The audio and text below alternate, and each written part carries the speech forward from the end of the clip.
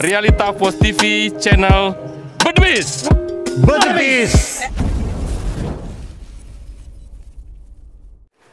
Terima kasih. Jadi kalau mau cerita laporan itu sudah lama sekali, sehingga sekarang ini saya mengulang mempertanyakan kembali, terkhusus persoalan masalah perzinahan terhadap istri saya, yaitu Erwin Suberhani dari Partai Gerindra dan istri saya Elva Gustiana, terkhusus di Badan Kehormatan DPRD Provinsi Bengkulu. Karena terus terang saja persoalan yang sangat-sangat mendasar itu adalah masalah etika daripada seorang anggota DPRD. Jadi ini kita pertanyakan kepada Badan Kehormatan, kita pertanyakan juga kepada Dewan Pimpinan Daerah Partai Gerindra, sehingga persoalan ini kenapa seolah-olah seorang Erwin Suberhani ini kebal hukum, sehingga tidak ada gubrisan daripada pihak Dewan Perwakilan Rakyat Daerah Provinsi Bengkulu. Oleh sebab itulah, sekitar 2 minggu yang lalu saya melayangkan surat kembali kepada Badan Kehormatan, kepada Dewan Pimpinan Daerah Partai Gerindra, kenapa tindak lanjut daripada etika yang dilakukan oleh Erwin Suberhani dari Partai Gerindra ini tidak berjalan dengan semestinya. Ini sudah hampir 1 tahun ini di Badan Kehormatan menghendap seolah-olah ada permainan kong kali kong. Menjadi mantan istri, jadi 28 Desember 2021 saya sudah cerai di pengadilan negeri. Jadi hubungan kami sudah terputus, tidak suami istri lagi. Tapi untuk proses etika itu ya tetap harus dijalankan. Karena kenapa sampai seperti sekarang ini. Jadi harapan kita ke depan ini memang dengan Badan Kehormatan yang baru, supaya ini ditindaklanjuti kembali. Karena ini bukan menyangkut masalah hukumnya, masalah moral daripada anggota DPRD itu sendiri. Nah, di Polda, jadi pada saat ini Polda sudah berjalan, di SP2HP-nya itu sekarang ini belum menentukan tersangkanya. Sekarang ini pemelakuan lidik lagi, sidik yang dilakukan, mereka proses mendengarkan para saksi-saksi, termasuk saat ini masih di tingkat saksi ahli. Jadi proses di Polda tetap juga berjalan. Dalam waktu singkat ini juga saya akan mendumasi juga kenapa di Polda ini seolah-olah tidak jalan dan lamban sekali. Lamban sekali, seolah-olah ya saya bilang tadi, si Erwin Suberhani dari Partai Gerindra ini seolah-olah kebal hukum. Jadi kita merasa dicurangi dan dirugikan dalam hal hukumnya. Jadi kita minta kepada Polda supaya ya memerintahkan penyidik dalam hal ini PPA supaya segera mungkin menetapkan tersangka dan melanjutkan ini ke proses selanjutnya. Jangan sampai seperti sekarang ini seolah-olah tidak bekerja. Kartu debit Bank Bengkulu, transaksi lebih aman, mudah, dan praktis. Nikmati kemudahan kartu debit Bank Bengkulu sekarang. Kartu debit Bank Bengkulu bisa digunakan di edisi manapun. Permudah transaksi Anda.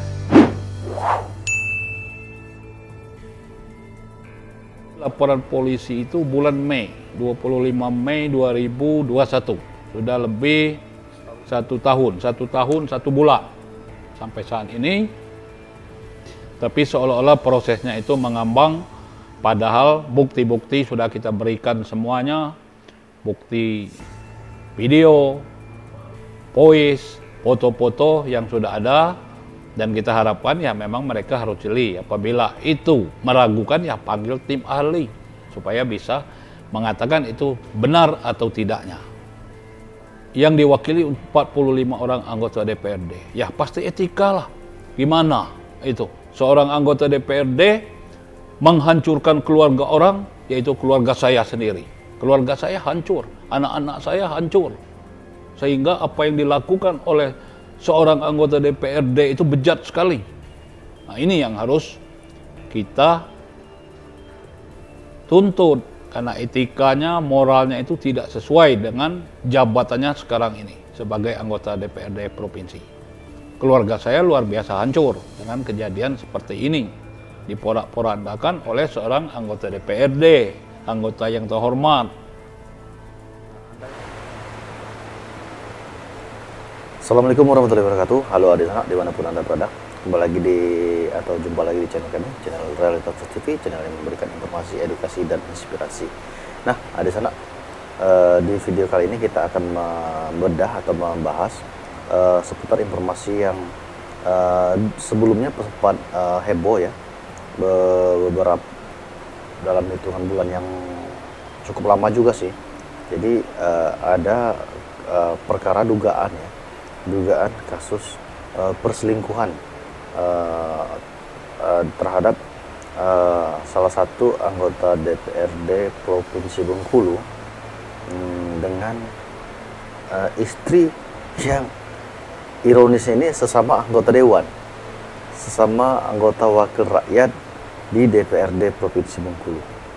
Nah, yang kali ini kita berhasil mendapat keterangan dari salah satu suami dari istrinya yang diduga selingkuh itu Bapak Gunadi Yunir ya.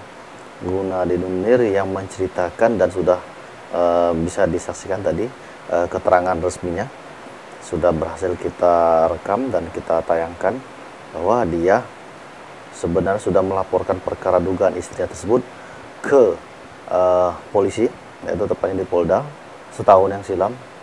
Namun sampai dengan saat ini laporan tersebut belum ada perkembangan dan sudah tahap SPDP, tapi prosesnya masih di tahap memintai keterangan saksi ahli ya, karena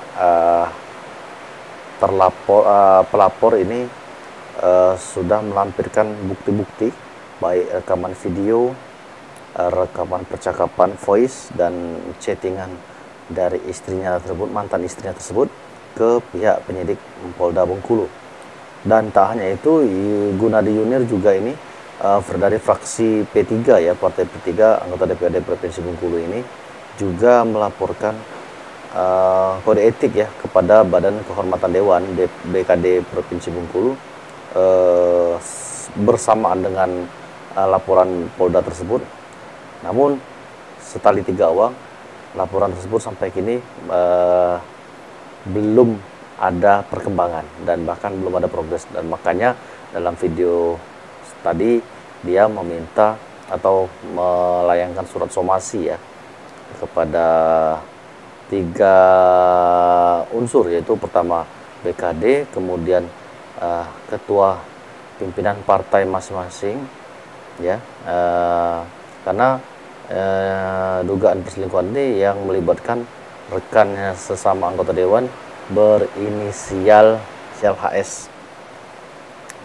Jadi kasus perkara tersebut sudah dilaporkan dan kini diminta untuk oleh yang bersangkutan menuntut keadilan, khususnya di Lembaga Badan Kehormatan Dewan. Nah, bicara soal Lembaga Kehormatan Dewan, kita alhamdulillah berhasil menghubungi ketua BKD, yaitu Bapak Zainal dari fraksi PKB, melalui sambungan percakapan rekaman WhatsApp. Kita berhasil memintai penjelasan beliau terkait perkembangan kasus tersebut, karena sebelumnya laporan yang disampaikan oleh Gunadi Yunir ini pada saat ketua BKD-nya dijabat oleh fraksi Demokrat, yaitu Pak Suwardi DS. Karena terjadi seiring berjalan waktu terjadi rotasi alat kelengkapan dewan, sehingga jabatan ketua BKD kini dijabat oleh Pak Zainal. Dan berikut tayangan rekaman yang kita berhasil dapatkan dengan ketua BKD Pak Zainal. Berikut kita saksikan bersama. Nak minta tanggapan dikit, Pak Ketua. Boleh? Ya.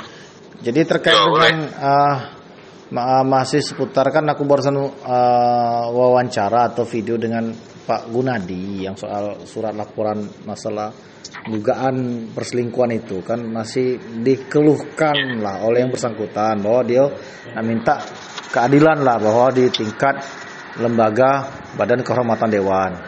Nah, dari dengan Pak Ketua yang sekarang baru yang menjabat, kira-kira apa sikap dan langkah dari BKD sendiri nih Pak Ketua?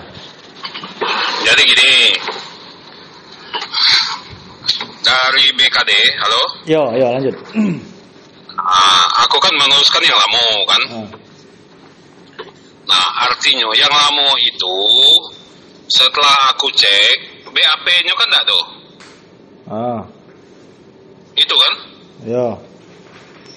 Artinya udah ada kan, aku kan tidak bisa nerka-nerka. Itu kan? Nah, mungkin kita mengambil kesimpulan dalam posisi tidak tahu kronologi yang tepat kan? Halo? Ya. Ya artinya akhirnya BKD memang prosesnya agak panjang. Aku harus memulai dari awal. Oke, ya. Dari awal. Termasuk hari ini tadi sebenarnya jam 9 hari tadi kami rapat bersama tenaga ahli. Oke. Ya, kalau tenaga ahlinya ada seminar, ditunda sampai besok. Besok jam 9 besok. Tenaga ahli, kena kita minta juga masukan dari tenaga ahli. Tetap kita proses terus. Tenaga ahli berapa orang tadi yang kita agendakan tadi itu?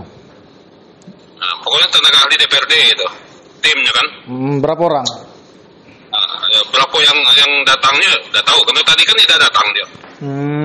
Dia ada seminar, jadi ditunda sampai besok. Ya. Terus? Kita sudah melakukan rapat-rapat udah berapa kali itu. Sudah melakukan rapat-rapat udah berapa kali. Yang jelas itu sudah kita tindak lanjuti. Iya. Tapi untuk mencapai hasil rekomendasi akhir, itu belum. Nah, karena itulah yang aku dapat dari yang lamo itu mereka kan sudah ngundang ini kan si pelapor. Ya. Sudah mengundang terlapor kan. Belum minta saksi. Nah itu. Nah, kita ada mengagendakan pula dan kembali kan, artinya dengan kepemimpinan Pak Ketua yang baru ini kan artinya kan mulai dari nol. Apakah melakukan pemanggilan lagi kepada terlapor dan yang melapor? Karena pasti. Karena tadi kami dapat info kan dari Gunadi. Diminta saksi itu.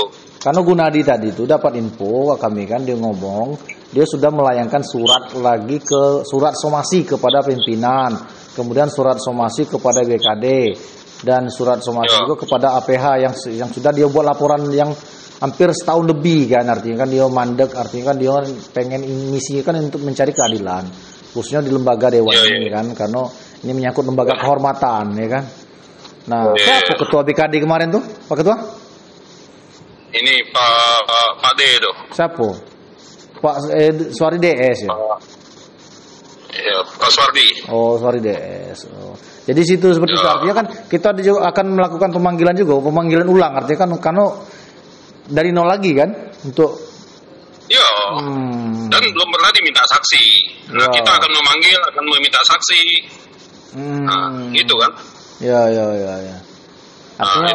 Artinya belum ada saksi. Satu pun belum ada pernah memanggil saksi. Iya. Ada pernah dipanggil itu Binigun, udah 2 kali kan tidak datang gitu kan? Iya. Nah, itu keterangan yang kita dapat dari ini. Dari pendahulu kita. Itu dalam bentuk apa? Dibuat surat, ada surat, ada bukti tidak mau datang atau dia tidak hadir datang, atau kita udah melayangkan surat secara bukti tertulis, ada tidak? Peninggalan ketua BKD yang lama. Ada enggak?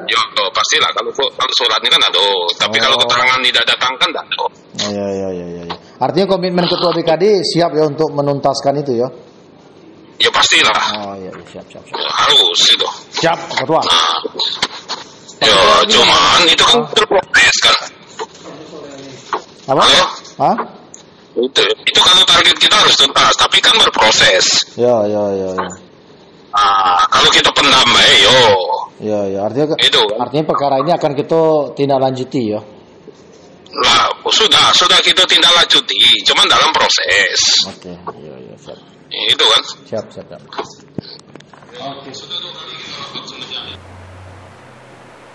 Nah, di sana itu tadi rekaman percakapan dari Bapak Zainal yang sudah kita mintai tanggapannya terkait perkembangan atau sejauh mana kasus dugaan perselingkuhan istri anggota dewan dengan anggota dewan ya, teman sendiri, artinya pagar makan tanaman ini cukup memilukan sekali ya.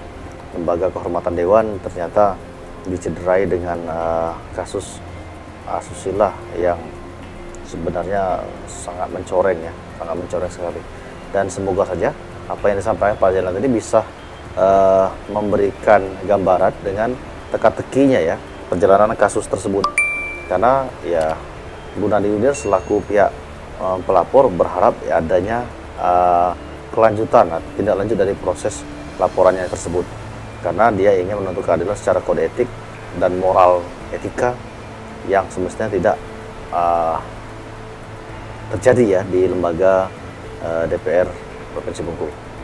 Demikianlah video ini, semoga bermanfaat dan semoga bisa memberikan informasi secara jelas, luas, dan gamblang. Tonton terus channel di edisi-edisi berikutnya, dan kami ingatkan jangan lupa like, comment, and subscribe ya. Semoga tayangan ini semakin berkembang dan kami semakin semangat menjadikan konten-konten yang informatif, edukatif, dan inspiratif tentunya. Baiklah di sana, sampai jumpa di tayangan video yang lebih menarik berikutnya dan lebih seru lainnya. Kami undur diri. Assalamualaikum warahmatullahi wabarakatuh.